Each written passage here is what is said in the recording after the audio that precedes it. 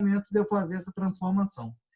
Mas, da minha essência, eu também não queria, em princípio, fazer nenhum tipo de cirurgia, eu também não queria fazer nenhuma dieta milagrosa, porque eu valorizo na minha vida o prazer também. Eu acho que a gente está aqui para poder ter prazer na vida, viver com prazer, né? Então, é, eu acreditava, no fundo, que um dia eu ia encontrar uma maneira de fazer isso com prazer. E eu encontrei. Eu não fiz nenhum tipo de cirurgia, não fiz nenhuma dieta milagrosa.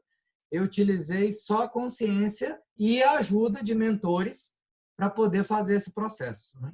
Então, eu vou tentar resumir aqui para vocês um pouquinho dessa história.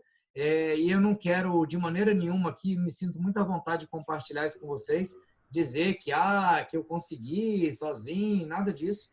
Porque foi um processo que muita gente fala assim, nossa, mas deve ter sido muito difícil, né?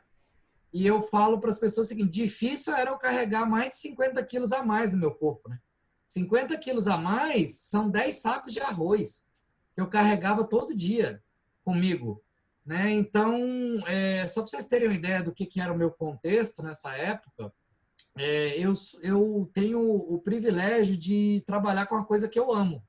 Então, eu me escondia atrás do trabalho. Então, eu virava à noite trabalhando, trabalhava muito, viajava muito, né? Antes dessa pandemia, eu viajava bastante. Então, as pessoas, quando eu estava numa cidade, elas não me levavam para comer brócolis premiado, entendeu? Me levava na churrascaria, me levava na pizzaria. Então, eu estava sempre tendo acesso a comer comidas gostosas e tudo mais, onde eles não comiam todo dia. Então, isso me colocava numa zona de conforto. E aí eu tinha, às vezes, dor de cabeça, né? Aí eu ia no médico e os médicos me falavam a mesma coisa. Falavam, olha, né, você precisa cuidar de você, você precisa emagrecer, papapá, cuidar do corpo. Aí eu falava, ai, meu Deus, lá vem essa conversa, né? Eu só quero resolver minha dor de cabeça, não quero resolver nada. E nessa época, a minha realidade era o seguinte, eu tomava remédio para pressão, então eu tomava um Aradóis todo dia, eu tomava um remédio chamado Forxiga, que é para diabetes, mas eu não tinha diabetes, mas segundo os médicos eu era pré-diabético. Então, eu vou contar já já o que acontecia na consulta com o médico.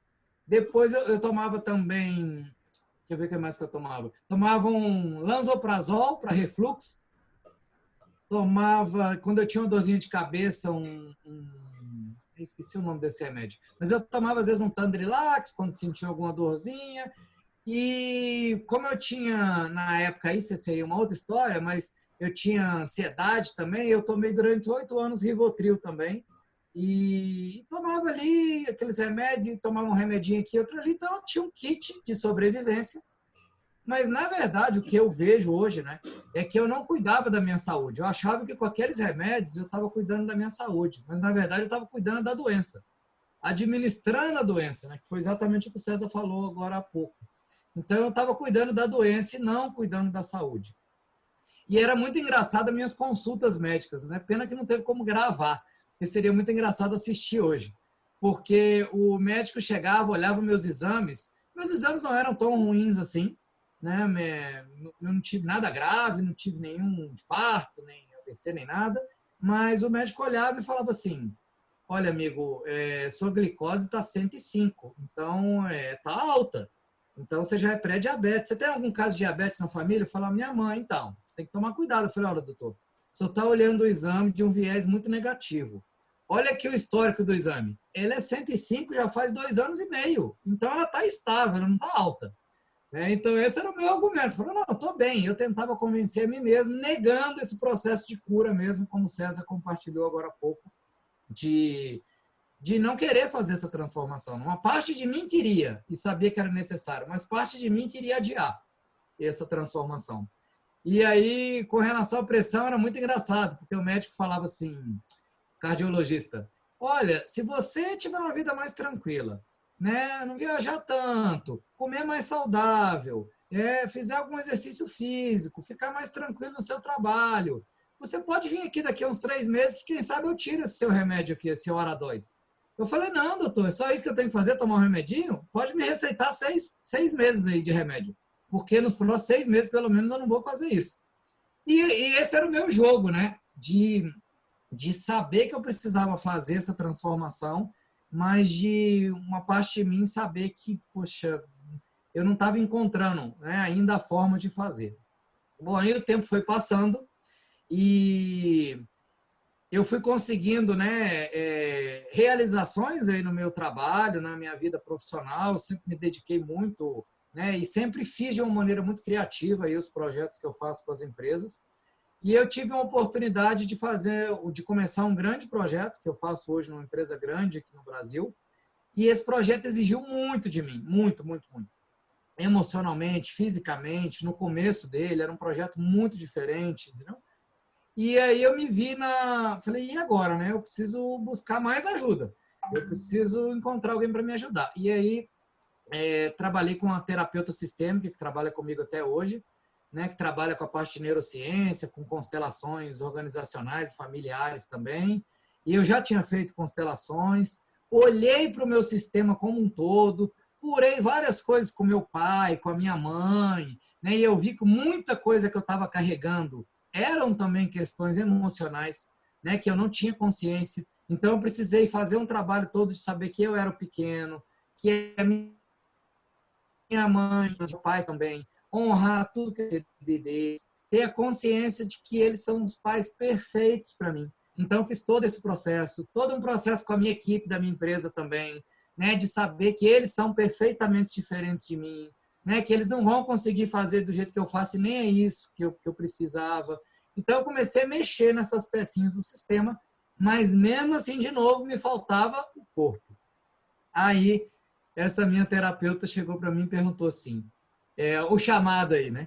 Quem seria uma pessoa que poderia te ajudar nisso? Porque você precisa de alguém que saiba mais que você nisso. Porque você precisa de alguém para você receber. Porque como você é muito inteligente, você vai se auto-sabotar, entendeu? Então, aí eu falei assim, poxa, eu tenho um cara que pode me ajudar. Eu já tinha lido um livro do Nuno Cobra, que era o treinador do Ayrton Senna, né? Ele tem um livro muito interessante que eu recomendo muito, chamado A Semente da Vitória. E eu li o livro, nesse livro ele dá várias dicas muito interessantes. E aí eu falei assim, o Nuno Cobra, ele pode me ajudar. Aí ela falou, beleza, então vamos procurar o Nuno Cobra, tal, procura ele. E aí eu fui atrás do Nuno Cobra. Ele não tinha agenda e tal, era mais para frente também. Não deu certo ali. E aí eu falei, putz, como é que eu vou fazer, né? Comecei a pesquisar na internet alguns vídeos do método do Nuno Cobra, né? Porque ele trabalha de uma maneira muito holística a questão do corpo, e é muito interessante. Então, ele valoriza o sono, valoriza a meditação como ferramenta também de transformação do corpo, né? Que a transformação tem que ser gradativa. Então, eu falei, eu me identifico com isso, assim eu acredito. E me conectei com o filho dele, com o Nuno Cobra Júnior, e ali teve uma semana que essa semana foi decisiva para mim, que eu decidi. E aí eu consegui entrar em contato com ele, falei com o assistente dele lá na época e falei, olha, o negócio é o seguinte, eu estou em São Paulo e eu preciso encontrar com o Nuno Cobra Júnior essa semana. Então eu gostaria de ter meia hora com ele. Pode ser o horário que for. Se você me falar que é 2 da manhã, vai ser 2 da manhã. Mas é essa semana que eu preciso encontrar com ele, porque eu tenho um projeto de transformação do meu corpo que eu quero fazer e ele faz parte disso. Então, eu decidi montar um programa de transformação para mim. O mesmo que eu faço para as empresas, eu decidi fazer para o meu corpo. E aí eu falei, o Nuno Cobra é o cara que vai me ajudar a montar esse projeto comigo. E aí eu consegui marcar um encontro com ele lá no Parque do Ibirapuera. A gente se encontrou e a gente fez a nossa primeira sessão ali, né? O primeiro encontro. E aí é muito legal ter escutado o César fazer essa introdução, né? Porque me dá uma ponte bem interessante aqui para o que aconteceu comigo. Porque o Nuno Cobra Júnior, ele não é um personal trainer. Ele é um preparador físico, só que trabalha muito te dando autonomia. Então, o método do Nuno Cobra, para vocês terem uma ideia, eu encontrava com ele durante 1 hora, uma vez por mês. O resto era eu que tinha que fazer, era o meu trabalho. Era a minha autocura, era a minha autotransformação. Então, o que ele fazia? Ele ampliava a minha consciência, a gente conversava, era tipo uma roda aqui de conversa. Quem passasse no Ibirapuera falava, esses dois aí não estão treinando, entendeu? Mas ele estava treinando a minha mente, estava me reprogramando. E com o quê? Com alguns hábitos interessantes, né? E eu vou contar alguns deles aqui rapidamente para vocês, tá? Se eu estiver me estendendo muito, você me corta aí, tá, César? Eu vou... É porque eu me empolgo aqui contando essa história. Então, ele me compartilhou alguns hábitos interessantes. Então, o primeiro deles, que eu já tinha lido no livro, mas ele me trouxe mais consciência ainda, eu aprendi a colocar o meu nome na agenda, na minha agenda. Porque eu olhava a minha agenda, só tinha reunião, treinamento, workshop, coisas que eu tinha que fazer, compromisso com os outros. Mas o meu nome não estava na minha agenda. Então, a gente não tem o hábito de colocar o nosso nome na agenda. E aí eu aprendi, a partir daquele dia, a colocar o meu nome na agenda. Então, eu coloquei o meu nome na minha agenda, dia sim, dia não, para o meu projeto de transformação pessoal do meu corpo. E desde esse dia, nunca mais eu deixei de colocar o meu nome na minha agenda. Então, aprendi essa primeira dica aí, nesse primeiro insight. Outra coisa que ele me mostrou é que não adiantava eu querer sair correndo, transformando meu corpo. Então, eu falei, já estou dando umas caminhadas, tudo. Aí ele falou, você vai caminhar, você vai só caminhar. Quanto tempo você está caminhando? Uns 30 minutos, 40 minutos. Então, continua. Porém, você vai fazer o seguinte, tranquilo, e dia sim, dia não, 4 vezes por semana você vai caminhar. Eu falei, mas eu não posso caminhar todo dia? Ele falou, você pode fazer o que você quiser, mas eu recomendo que você faça dia sim, dia não. Por quê? Porque o seu próprio corpo vai pedir para que você queira caminhar. E se você faltar um dia, você não vai desmotivar. Então, assim, eu comecei, pouco a pouco, a mudar os meus hábitos, incluir a caminhada, depois incluir o alongamento, e assim eu fui mudando meus hábitos. Uma outra coisa que ele me ajudou, e aí eu tive essa sincronicidade também, do pai dele fazer um workshop aberto. Depois de 20 anos, ele não fazia turma aberta. Aí eu consegui participar, e lá eu tomei consciência de uma outra coisa muito importante, que é comer devagar. Então, eu transformei cada alimentação minha, cada refeição, numa meditação, numa presença ali. Então, eu como muito devagar. Então, eu vou ali, como devagar, né? E aí eu aprendi com ele a comer devagar. E por que comer devagar? Aí entra a parte da consciência, né? Porque não é... Tem muita gente que fala, tem que comer devagar, porque chega uma mensagem para o cérebro, mas eu não entendia isso direito. Aí ele me deu a chave, né? O código que me faltava. E falou, olha, você precisa comer devagar, porque quando você come rápido, primeiro que normalmente a gente tem a tendência a descansar um pouco depois que come, né? Aí você dá aquela relaxada, né? Então ele falou, olha, a gente deveria descansar antes de comer. Por quê? Porque aí você baixa a adrenalina que você estava ali do trabalho, principalmente na hora do almoço, descansa um pouco e aí você vai comer muito menos, né? Porque a gente come muito por ansiedade. Então a gente vai comendo, colocando a comida na boca e nem sente o gosto da comida direito. Então ele falou, olha, primeira coisa, a gente sente o sabor quando a comida está na boca. E não quando ela desce. Quando ela baixa, você não sente nada mais. E aí você precisa colocar mais comida na boca. E aí a chave principal foi o seguinte. Quando você coloca a comida na boca e mastiga, a saliva tem enzimas digestivas, né? E aí, se tiver algum médico aqui depois pode ajudar a completar, e que eu não entendo tanto disso, mas comprei a ideia de que quando o alimento entra em contato com essas enzimas, quando ele desce, ele passa pelo estômago e é absorvido pelo estômago.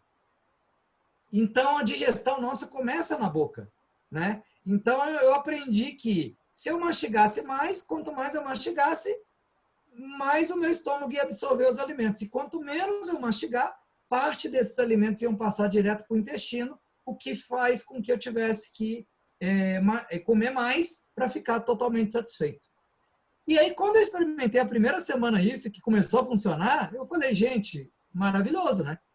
E aí eu adquiri esse hábito que até hoje eu carrego comigo, né? De comer devagar. Aí o Nuno Cobra Júnior brinca comigo que foi muito difícil para o pai dele convencer o Ayrton Senna a comer devagar. E o Ayrton Senna, depois de um tempo, ficou melhor que o Nuno Cobra Júnior. Comeu mais devagar ainda.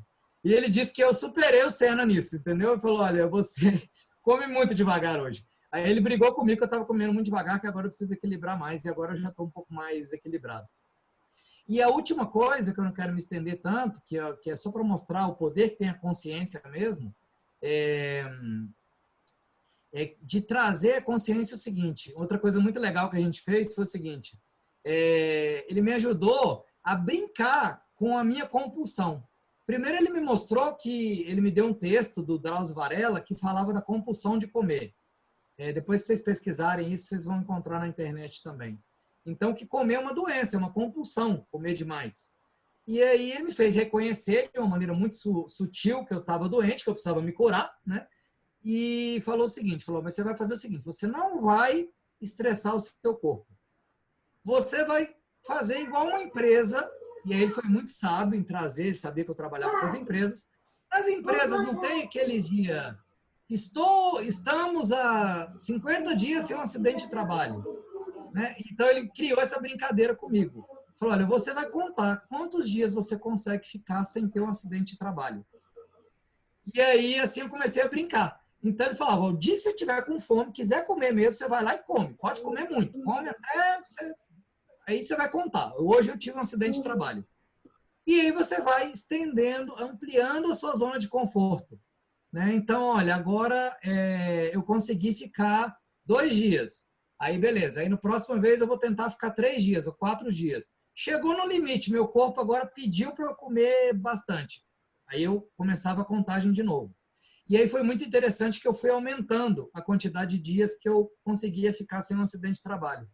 Então, quando eu vi, eu já estava 2 meses sem ter um acidente de trabalho. E assim, eu fui mudando esses hábitos também, né? E aí, no meio dessa jornada, no dia do workshop do Nuno Cobra, eu conheci uma outra pessoa chamada Sabrina Eupa, que é uma médica que trabalha com medicina integrativa, né? Então, ela traz muito essa visão também ampla do corpo, né? O Nuno Cobra também usa muito sono, ela fala o sono ajuda a emagrecer. O sono também é reparador, né? O sono ajuda a produzir hormônios que também te ajudam a emagrecer. E eu me conectei intuitivamente com a doutora Sabrina no intervalo do workshop e eu estava buscando uma médica que tivesse uma visão mais ampla, né, de todo esse processo. Eu não queria tomar remédio, mas eu queria alguém que olhasse meu exame de uma maneira mais holística, meu exame de sangue, por exemplo. Um nutrólogo, alguém assim. Então, ela é endocrinologista e aí ela fica aqui em Itajaí, aqui perto de Florianópolis, onde eu moro hoje, e eu decidi fazer uma consulta com ela. Então, foi uma decisão muito intuitiva do sonhador. Falei, olha, eu vou lá. E me conectei com ela. E a primeira consulta que eu fiz com ela durou 2 horas. E ela também me ajudou a ampliar muito a minha consciência. E ela me mostrou alguns fatores muito importantes que também eu trago comigo até hoje. Então, ela me mostrou que eu tinha acesso a comer como rico, digamos assim. Porque eu viajava, as pessoas me levavam em bons restaurantes, mas eu pensava igual um mendigo da rua. Por quê? Porque eu imaginava assim, puxa, eu tô aqui em Vassouras agora, aqui com o César, comendo essa comida aqui espetacular, aqui essa pizza que espetacular que tem aqui em algum lugar, e eu não sei quando é que eu vou voltar aqui. Então eu comi até morrer, até ficar estufado, por uma crença de que ia me faltar, né? O pensamento de miséria. Eu ia numa churrascaria e eu tinha que comer mais e mais, porque eu falava assim, não, eu estou pagando R$100 aqui, então eu tenho que comer 200. Então, era um raciocínio da mesquinharia. E aí ela quebrou essa crença em mim, né? Que eu tenho trabalhado isso ainda, né? De falar, não, peraí, você não precisa comer até morrer. Você tem que pensar o seguinte, você vai estar em outro lugar tão bom quanto comendo outra comida tão boa com outras pessoas. Então, você não precisa pensar nisso. E aí eu comecei a quebrar essa crença. Outra coisa que ela me mostrou, que eu também uso até hoje, que é uma brincadeira que eu uso, né? Eu falei para ela, tá bom, doutora, mas como é que eu vou escolher as comidas? Porque eu chego no café da manhã do hotel, tem lá aquele buffet de café da manhã. Como é que eu escolho? Porque eu não quero fazer dieta. Eu quero uma coisa legal, não quero uma coisa chata. Eu quero uma coisa divertida. Aí ela foi muito perspicaz e me deu uma dica muito interessante. Falou, olha, você vai olhar a dica xamânica, inclusive, que ela me deu, agora que eu tenho consciência. Você vai olhar para o buffet e vai pensar o seguinte, vai perguntar o seguinte, índio come isso aqui? Olha que interessante. Olha, Índio come mamão? Ah, índio come mamão, então você come também. Índio come iogurte? Não, índio não toma iogurte, então não tomo isso. Índio come pão? Não, índio não come pão, mas índio come tapioca, entendeu? E assim eu comecei essa brincadeira de perguntar se índio comia aquilo. E ali não era que eu não podia comer, eu escolhia comer o que índio come. Para as crianças, ela fala no consultório dela que é comida de Deus, comida que vem da natureza, comida que ninguém mais processou, que ninguém colocou a mão. E aí eu comecei a comprar a ideia de que um brócolis poderia ser gostoso. Um brócolis bem temperado podia ser gostoso. Né? E aí eu comecei a descobrir um outro sabor nas comidas. Eu comecei a ir num restaurante vegano, vegetariano e achar o máximo. Então, para mim, hoje, um luxo é ir num restaurante vegano, igual fui hoje, comer uma feijoada vegana, né? E achar maravilhoso, entendeu? Aquilo ali. E eu provo para qualquer pessoa que isso não é caro, entendeu? Caro é, às vezes, comer um hambúrguer de pé correndo num fast food, que às vezes você vai pagar um pouquinho mais barato do que comer uma comida natural e orgânica, às vezes, mas que você vai gastar muito mais depois com remédio, com tudo mais, para poder se recuperar daquilo que você está comendo mal, né? Então, assim, aí eu comecei a mudar todos esses hábitos, que até hoje eu faço, e aí comecei a me conectar nesse time de transformação aí que eu fui montando, né, trazendo essas pessoas.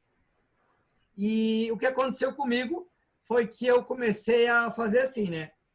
Eu entrei num processo de prazer imenso de ter essa vida nova. E aí eu fui para outra polaridade. Tô, a gente Eu tem 10 saí de minutos, tá? Tá bom, eu vou tentar encurtar aqui, mas eu saí de 130 quilos, né, de 130, depois 118, quando eu comecei esse processo, para 66 quilos. Então, fiquei muito magrinho. E aí o Nuno Cobra, quando me viu, falou, caramba, velho, você tá muito magro. Aí a minha conversa com ele era outra. Aí ele começou a me convencer a que eu tinha que tomar sorvete.